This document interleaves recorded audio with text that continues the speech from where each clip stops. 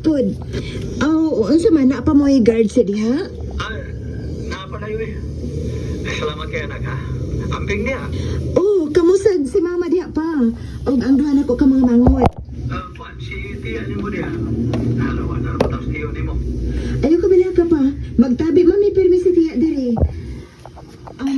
Kuan lang ang ilang adopted nga anak. Spoiled kaayo uy. Maluoy lang kung tiya kay tubag-tubagon man. Hoy, baka ba? Mingo-mingo ron, Grace, no? Bitaw yan uy. No, kapuhay po noong tagpanagsa. Labi na ikaw. Kay cashier, biya ka. Basin, karon pa rin taod-taod. Manood ang ubang mga customers yan. Ako eh, ni ang nagpaingon ni Grace, nanay nagpanon. Hala, nagpanon.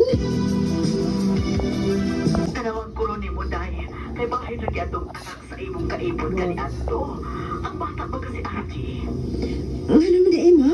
Dili man gahapon ang bata uban sa amahan. Nanita nimo. Ha? Unsa pa may tuyo at tatawana? Kuyog ba niya ang bago niyang babae ma? Huwag manoon. Ang bata lang si Archie. Nagsalipangita nimo. Ubihang niyo nga anak lagi kung kuno siya nimo. Bahala na kuno ang iyang papa. Ikaw mo ginang iyang ipangita sa bata. Uy, dahi. Wa ni maing na ma? Nga di ako slayo? Ako mangiingnan, kay naon sa pagmihilang pinupaayo ang bata, uy. Naluoy na palang inuupod ko, uy. Unya ma? Naglakaw ba to silang pag-ingon na ako, ngawak ka na din, he, sa bahay. Mubalik na lang unya, kuno sila, kung mauli ka din sa bahay, nak. Marag, dugay pa matingali ko mauli diya ma. Kay okay ra ko sa akong panarbaho diri. Nahala, ikaw ko day. Ang piniyang pirmihan, nak. Imong mama nitong nanawag, Grace? Oh.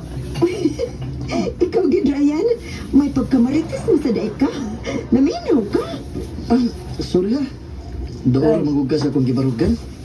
Maong, hindi gyud kalikayan nga hindi ko mabati. Klaro man ko. Unya, Kuan, kining broken hearted po ka? Press na ko.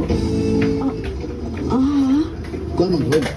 Ang akong GF nga may anak na kalit palagi pakaslan sa amahas bata. Bawag bitaw na. Kung ginatay ba? Sakit na lagi pa binaw. Sakit pa binaw, Luis. Kaya ko doon, kung kinig... Lawag mo kayo na itong babae. Akong GF ka na ito ba?